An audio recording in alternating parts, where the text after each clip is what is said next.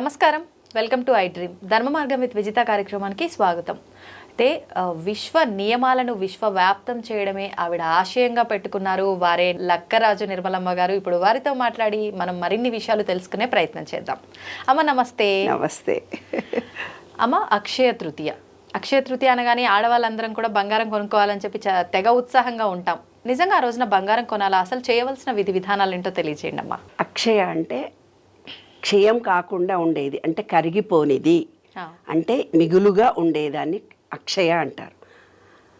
అక్షయంగా ఉండే కాలం అనుక్షణం భ్రమణంలో క్షయమైపోతుందని ఒక కవిత రాశాను ఒకసారి.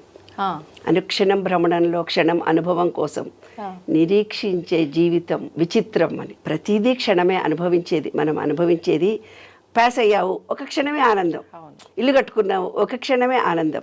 భార్యాభర్తల కలయిక సెక్స్, ఒక క్షణమే ఆనందం. ఈ యుఎస్ వెళ్ళాము, ఆనందం. ఏదో ₹1,00,00,000 వచ్చాయి, క్షణమే ఆనందం. ఇల్లు కట్టుకున్నాం. అలా ప్రతిదీ కూడా క్షణమే. కానీ అక్షయంగా నిలబడే కాలం అనేది అక్షయంగా ఉంటుంది అనేది దాని భావన. అక్షయము అంటే అక్షయ తృతీయ అంటే విశ్వ నియమాలను అనుసరించి మన శరీరంలో పంచభూతాలు ఉన్నాయి, ఈ విశ్వంలో పంచభూతాలు ఉన్నాయి. పంచభూతాలకు విశ్వంలో ఉండే భూతాలు గీతాలు కాదే ఎనర్జీ పాయింట్లు మన దాంట్లో 5 ఉన్నాయి. వాటరు, భూమి, నీరు, గాలి.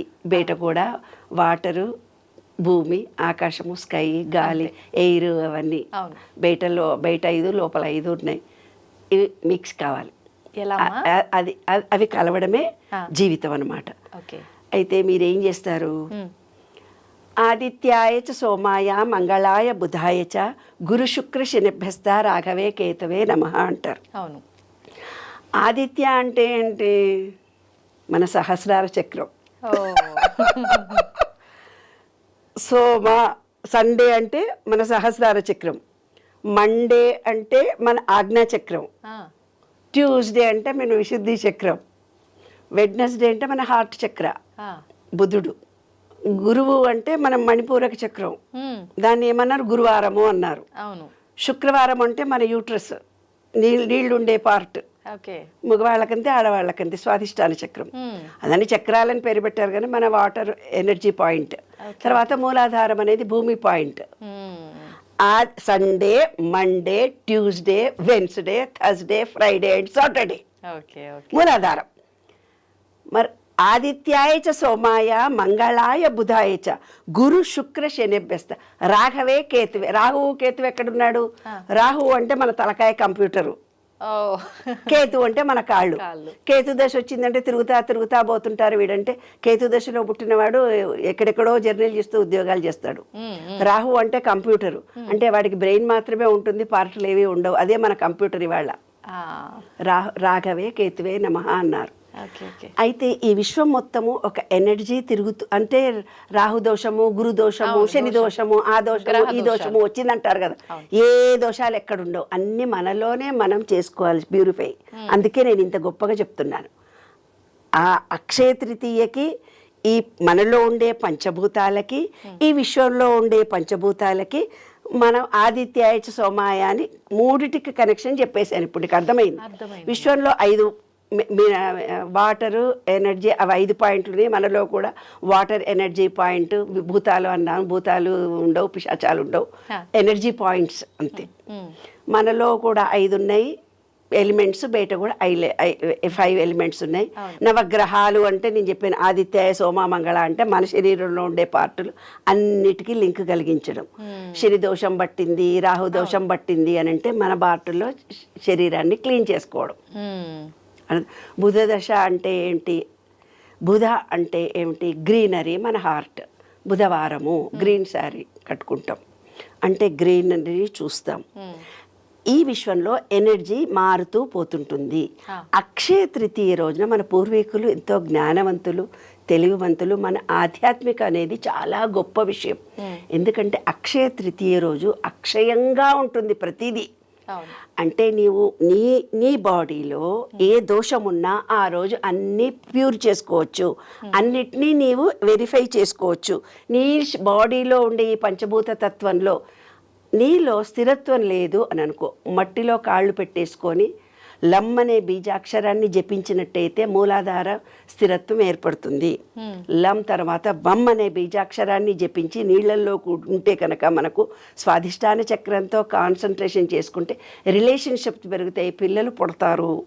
తర్వాత అందరితో అనుబంధము, సెక్స్ పరమైన కోరికలు మంచిగా ఉంటాయి. శుక్రుడు ఉంటే మంచి మంచి చీరలు కట్టుకొని తిరుగుతూ ఉండి రోజు ఒక ఫోటోలు దిగుతారు, వీడియోలో ఉంటారు. అలా శుక్రమార్గదశ బాగా ఉన్న రోజు, అది కొంచెం వీక్గా ఉన్నవాళ్ళు. లేదు మణిపూరక చక్రం అంటే ఆరోగ్యం బాగా లేని వాళ్ళు ఆ రోజు రమ్మనే బీజాక్షరాన్ని సూర్యుడి ఎదురుగా ఉండి కోరుకున్నట్టయితే కనుక విశ్వంలో ఉండే సూర్యశక్తి మనలోకి డైజెషన్ కెపాసిటీ ఇంప్రూవ్ చేయి, ఇమ్యూనిటీ ఇంప్రూవ్ అయిపోయి ఆరోగ్యం బాగా అవుతుంది. అనాహత చక్రంలో ఉండి నేను నాది అని ఎవరు లవ్ లేదు, నాకు ప్రేమ లేదు, అందరితో లోన్లీగా ఉన్నా, నేను బాధపడుతున్నాను అంటారు కదా, వాళ్ళ విశ్వంలోకి వెళ్ళి అంత విశ్వ చైతన్యాన్ని నేను పొందుతున్నాను. లం వం రం హమ్ అనే బీజాక్షరం, హమ్ అనే బీజాక్షరాన్ని జపించుకుంటూ వెళ్తే గనక మనకు ప్రేమ కృతజ్ఞత అన్నీ లభిస్తాయి. ప్రేమించుకోవాలి నేను ఎవరినన్నా అనుకున్నోళ్ళు ఇది మంచి అవకాశం. ఆ రోజు హ్యాపీగా విశ్వంలోకి వెళ్ళిపోయి ఐ లవ్ యూ డార్లింగ్ అనుకోండి, మీ డార్లింగ్స్ అంతా మీకు ప్రేమిస్తారు. ఎం అనే బీజాక్షరాన్ని జపించి అనంత విశ్వ చైతన్యంలో గ్రీనరీలో కూర్చొని మమేకమైపోయి ఈ విశ్వం నాతో ఉంది, నేను విశ్వంతో ఉన్నా, అందరిని మనసారా ప్రేమిస్తున్నాను, కృతజ్ఞతతో ఉన్నాను అనుకోవాలి. తర్వాత ఇది యం బీజాక్షరం, ఇది శబ్దశక్తి. నాకు మాటలో కమ్యూనికేషన్ లేదు, మాట్లాడితే నాకు మాట విలువ పెట్టడం లేదు. ఆ విశ్వంలో ఉండే బ్లూ కలర్ను చేస్తూ ఎం అనే బీజాక్షరాన్ని జపించినప్పుడు మాటకు విలువ గౌరవం పెడుతుంది. ఇదమ్మా అక్షయ తృతీయ అంటే. ఆజ్ఞా చక్రం అంటే ఇది, అంటే స్థిరత్వం లేకపోవడము, మనిషి మీద నమ్మకం లేకపోవడం. ఓం అనే బీజాక్షరాన్ని విశ్వంలో ఉండి ఓం అని 108 టైమ్స్ మీకు ఏ దేవుడు ఇష్టమైతే ఆ దేవుడు ముందుండి ఓ చూడు నేను ఎలా అంటాను అలా అనాలి.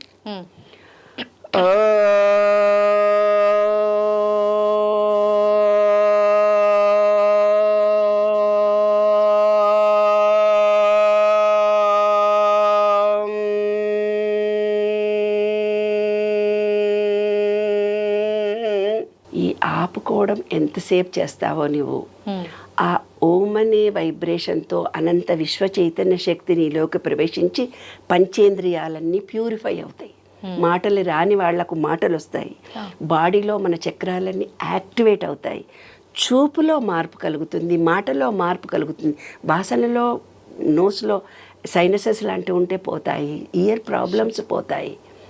ఓంకారాన్ని జపిస్తే అన్ని విశ్వంలో ఉండే ఓంకారము మనలో ఉండే ఓంకారము ఏకత్వం ఉంటాయి. 5 ఎలిమెంట్స్ బయట ఉన్నాయి, 5 ఎలిమెంట్స్ మనలో ఉన్నాయి, అన్నీ ఏకత్వం పొంది ఎనర్జీ వస్తుంది. మీ సెల్ ఫోన్లో డిశ్చార్జ్ అయిపోయినప్పుడు సెల్ ఫోన్ ఛార్జింగ్ పెట్టుకున్నట్టుగా ఈరోజు చాలా మంచి రోజు కాబట్టి ఈరోజు అక్షయ తృతీయ నాడు ఓంకారాన్ని 108 జపించండి, మీకు కావాల్సినవి కోరుకోండి, మీ బాడీలో అన్ని కావాల్సిన పార్ట్లన్నీ యాక్టివ్ అవుతాయి. కానీ అమ్మ బంగారం కొనడం ఇదంతా అంటుంటారు కదా, మరి అదంతా బంగారం అనేది ఎనర్జీ ఏమ్మా. మీ బాడీనే మీకు సరిగ్గా లేదు ఆరోగ్యం, మీ మనసే సరిగ్గా లేదు, ఎవడో ఇబ్బంది పెడుతున్నాడు. ఇవి ముఖ్యమా అవి ముఖ్యమా? డబ్బు కూడా మనకు కావాలి, కానీ ఆడవాళ్ళకి ఆభరణాలు కదా. లేదు నాకు చాలా ఇష్టం, నాకు కూడా ఇష్టం, అమ్మో డబ్బు అంటే కూడా నాకు చాలా ఇష్టం. శరీరం అనేది మొదలు, తర్వాత డబ్బు ఎనర్జీ. ఆ ఎనర్జీ లెవెల్ నీకు ఉండాలంటే నీ బాడీలో ఎనర్జీ ఉంటేనే ఆకర్షిస్తుంది, లేకపోతే డబ్బును ఆకర్షించలేవు. డబ్బు కంటే బంగారం ఇంకా గొప్పది. ఈ శరీరము డబ్బు నీ దగ్గర ఉంటే తప్ప బంగారాన్ని ఆకర్షించే ఎనర్జీ లెవెల్ నీకు పెరగదు. కాబట్టి ఈ అనంత విశ్వ చైతన్యంలో ఎనర్జీ మారుతూ పోతుంటుంది.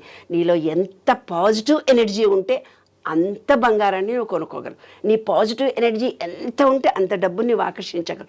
డబ్బుని ఎంత ఆకర్షించగలిగే పాజిటివ్ ఎనర్జీ నీ బాడీలో ఉండే ఎనర్జీ లెవెల్స్ పెరిగినాయనుకోండి, నీకు కావాల్సినంత బంగారం నీకు వచ్చేస్తుంది, అక్షయంగా వచ్చేస్తుంది. అదే అక్షయ తృతీయ రహస్యం. ఆ రోజు దాన ధర్మాలు చేయమంటారు. ఎందుకు? మనం పెట్టి పుట్టాలి అంటారు. అంటే ఏదైనా మనం ఇస్తేనే మనకు వస్తుంది. ఈ విశ్వం ఎదురు చూస్తూ పోతుంది నువ్వేమిస్తావని.